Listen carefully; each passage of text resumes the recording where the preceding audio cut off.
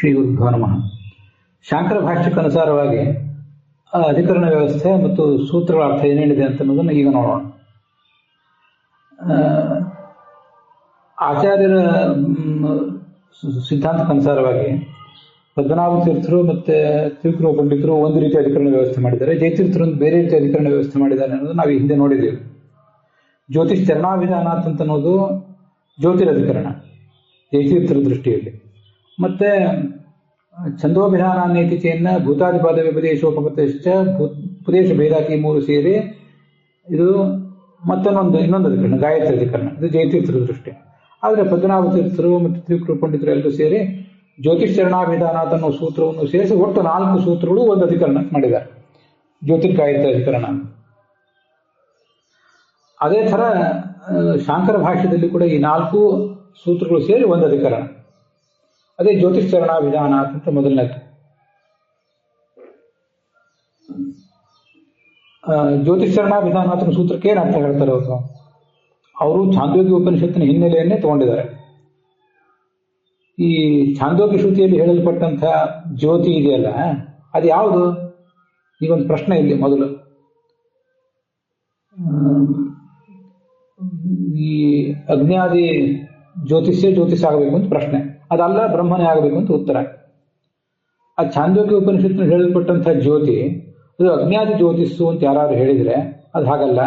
ಅಗ್ನಿಯಾದಿ ಜ್ಯೋತಿ ಅದು ಅಗ್ನಿಯಾದಿ ತೇಜಸ್ಸಲ್ಲ, ಅಗ್ನಿ ನಕ್ಷತ್ರವೋ ಸೂರ್ಯನೋ ಯಾವುದೋ ತೇಜಸ್ಸೋ ಅಲ್ಲ, ಅದು ಬ್ರಹ್ಮನೇ ಆಗಬೇಕು ಅಂತ ನಮ್ಮ ಸಿದ್ಧಾಂತ. ಯಾಕೆಂದ್ರೆ ಚರಣಾವಿಧಾನ ಅಂತಲ್ಲಿದೆ, ಅಲ್ಲಿ ಸೂತ್ರಗಳಲ್ಲಿ ಪಾದೋಸ್ಯ ವಿಶ್ವಾಭೂತ ತ್ರಿಪಾದಸ್ಯಾಮೃತಂ ದಿವಿ ಎಂಬುದಾಗಿ ಆ ಜ್ಯೋತಿಗೆ 4 ಪಾದಗಳನ್ನು ಹೇಳಿದ್ದಾರೆ. ಪಾದಗಳು ಇದ್ಯಾವುದು? ಅಗ್ನಿ ಮೊದಲಾದ ತೇಜಸ್ಸುಗಳಿಗೆ, ಅಗ್ನಿ, ಸೂರ್ಯ, ನಕ್ಷತ್ರ, ಗ್ರಹ, ಯಾವುದು ಮಿಂಚು ಮೊದಲಾದ ತೇಜಸ್ಸುಗಳಿಗೆ 4 ಪಾದಗಳೆಲ್ಲಿವೆ? ಪಾದಗಳಿಲ್ಲ. ಆದ್ದರಿಂದ ಚರಣ ಅಂದ್ರೆ ಪಾದ ಅಂತ ಅರ್ಥ ಶಾಂಕರ ಭಾಷ್ಯದಲ್ಲಿ. ಹೀಗೆ 4 ಪಾದಗಳನ್ನು ಹೊಂದಿರುವುದು ಗಾಯತ್ರಿ ಎಂಬ ಬ್ರಹ್ಮವೇ. ಆದರೆ ಈ ಅಜ್ಞಾದಿಗಳಿಗೆ ಆ ಥರದ ಪಾದಗಳಿಲ್ಲ. ಆದ್ದರಿಂದ ಇಲ್ಲಿ ಜ್ಯೋತಿಷಬ್ದ ವಾಚ್ಯನಾದವನು ಬ್ರಹ್ಮನೇ ಆಗಬೇಕು ಅಂತ ಅವರ ತಾತ್ಪರ್ಯ. ಇಲ್ಲಿ ಗಮನಿಸಿ, ನಮ್ಮ ಸಿದ್ಧಾಂತದಲ್ಲಿ ಚರಣಾಭಿಧಾನ ಅನ್ನೋ ಮಾತಿಗೆ ಬೇರೆ ಅರ್ಥ ಹೇಳಿದ್ರು. ಚರಣ ಅಂದ್ರೆ ಸಂಚಾರ ಅಂತ ಅರ್ಥ.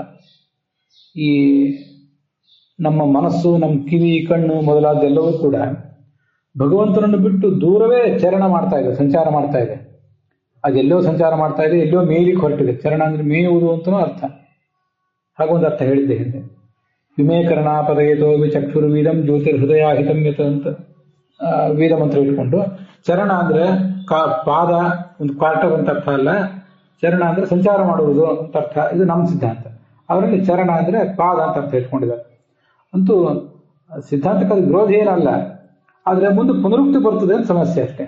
ಭೂತಾದಿಪಾದ ವ್ಯಪದೇಶ ಉಪದೇಶ ಅಂತ ಮುಂದೆ ಮತ್ತಿದೆಯಲ್ಲ, ಭೂತವೇ ಮೊದಲಾದ 4 ಪಾದಗಳನ್ನು ಹೊಂದಿದ್ದು ಬೇರೆ ಯಾವುದೋ ತೇಜಸ್ಸಲ್ಲ, ಬೇರೆ ಯಾವ ಗಾಯತ್ರಿ ಛಂದಸ್ಸು ಅಲ್ಲ, ಏನೂ ಅಲ್ಲ, ಭಗವಂತನೇ ಆಗಬೇಕು ಅಂತ ಮತ್ತೆ ಮುಂದೆ ಹೇಳಿದ್ದಾರೆ.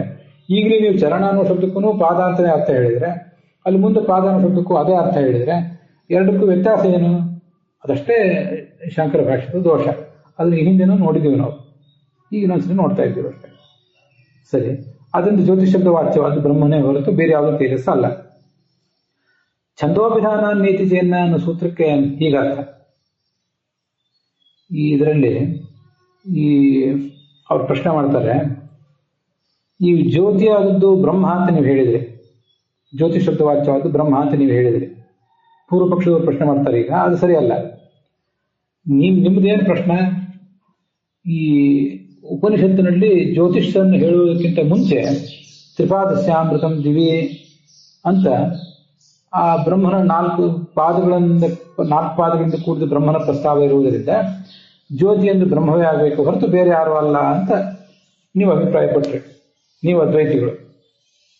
ಆದ್ರೆ ಅದು ಸರಿಯಲ್ಲ. ಪೂರ್ವವಾಕ್ಯದಲ್ಲಿ 4 ಪಾದವುಳ್ಳದ್ದು ಅಂತ ಪ್ರಸ್ತುತವಾದದ್ದು ಗಾಯತ್ರಿ ಛಂದಸ್ಸು, ಭಗವಂತ ಅದ್ವೇ ಅಲ್ಲ. ಇದು ಪ್ರಶ್ನೆ ಮಾಡ್ತದೆ. ಸೈಷ ಷಡ್ವಿಧ ಚತುಷ್ಪದ ಷಡ್ವಿಧ ಗಾಯತ್ರಿ ಅಂತ 4 ಪಾದಗಳನ್ನು ವಿಧಾನ ಮಾಡಿದ್ದಾರೆ. ಹೀಗೆ 4 ಪಾದಗಳಿಂದ ಕೂಡಿದ್ಯಾವುದು? ಗಾಯತ್ರಿ ಆಗಬೇಕು. ಪೂರ್ವವಾಕ್ಯದಲ್ಲಿ 4 ಪಾದಗಳು ಇಂತ ವರ್ಣಿತವಾದದ್ದು ಗಾಯತ್ರಿ ಆಗಬೇಕು ಹೊರತು ಈ ಪರಬ್ರಹ್ಮ ಅಲ್ಲ. ಹೀಗೆ 4 ಪಾದಗಳನ್ನು ವಿಧಾನ ಮಾಡಿ ಅದು ಪುರುಷ ಸೂಕ್ತವನ್ನು ಕೊಟ್ಟಿದ್ದಾರೆ. ಅದರಿಂದ ಹಿಂದೆ ಬಂದಿರುವಂತಹ ಗಾಯತ್ರಿಯೇ, 4 ಪಾದಗಳಿಂದ ಕೂಡಿದ ಗಾಯತ್ರಿಯೇ ಯತತಃ ಪರಂ ದಿವೋ ಜ್ಯೋತಿ ಎಂಬ ವಾಕ್ಯದಲ್ಲಿ ಪ್ರತಿಪಾದಿತವಾದ ಜ್ಯೋತಿಸ್ಸು ಅಂದ್ರೆ ಅದೇ ಆಗಬೇಕು. ಅದರಿಂದ ಜ್ಯೋತಿ ಅಂದ್ರೆ ಬ್ರಹ್ಮ ಅಲ್ಲ, ಇದು ಗಾಯತ್ರಿನೇ ಜ್ಯೋತಿ ಅಂತ ಇದು ಪೂರ್ವ ಪಕ್ಷ.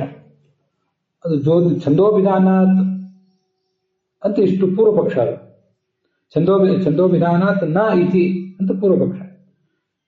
ಪರಬ್ರಹ್ಮ ಇಲ್ಲಿ ನಮಗೆ ವಾಚ್ಯ ಅಲ್ಲ ಹೊರತು ಗಾಯತ್ರಿಯೇ ತೇಜಸ್ಸೇ ವಾಚ್ಯ ಅಂತ ಪೂರ್ವ ಪಕ್ಷ. ಪೂರ್ವ ಪಕ್ಷದ ಅಂಶ ಇದೆ. ಅದಕ್ಕೆ ಉತ್ತರ ಇತಿಚೇನ್ನ ಹಾಗಲ್ಲ, ತಥಾ ಚೇತೋರ್ಪಣ ನಿಗದಾತ್ ಅಂತದ್ದು ಉತ್ತರ. ಚೇತೋರ್ಪಣ ನಿಗದಾತ್ ಅಂದ್ರೆ ಬ್ರಹ್ಮಜ್ಞಾನಕ್ಕೋಸ್ಕರ ಗಾಯತ್ರಿಯನ್ನ ಬ್ರಹ್ಮ ಎಂಬ ಶಬ್ದದಿಂದ ಹೇಳಿದ್ದಾರೆ. ನಮಗೆ ಇದು ನಮ್ಮ ಸಿದ್ಧಾಂತದಲ್ಲೂ ಈ ಸಿದ್ಧಾಂತದಲ್ಲೂ ಒಂದೇ ಉತ್ತರ ಇದೆ. ಭಗವಂತನನ್ನ ಅಂತ ವಿಚಿತ್ರವಾದ ಗಾಯತ್ರಿ ಎಂಬ ಶಬ್ದದಿಂದ ಯಾಕೆ ಹೇಳಿದ್ದಾರೆ, ನಮಗೆ ಅದನ್ನು ಗೊಂದಲ ಆಗ್ತದಲ್ಲ ಅಂತಂದ್ರೆ ಹಾಗೆ ತಿಳ್ಕೊಬೇಡಿ, ಹೊಸ ಶಬ್ದದಿಂದ ಹೇಳಬೇಕು, ಅದರಿಂದ ಹೊಸ ಗುಣಗಳು ಪ್ರಾಪ್ತ ಆಗ್ತವೆ, ಅದಕ್ಕಾಗಿ ಇದನ್ನೇ ಹೇಳಿದ್ದಾರೆ ಅಂತ ಹೀಗಾದ್ರ ತಾತ್ಪರ್ಯ. ಇದು ಹಾಗೆ ತಥಾ ಚೇತೋರ್ಪಣ ನಿಗದಾತ್ ಅನ್ನೋದು ಸಿದ್ಧಾಂತವನ್ನು ಹೇಳುವಂತ ಒಂದು ಉತ್ತರ.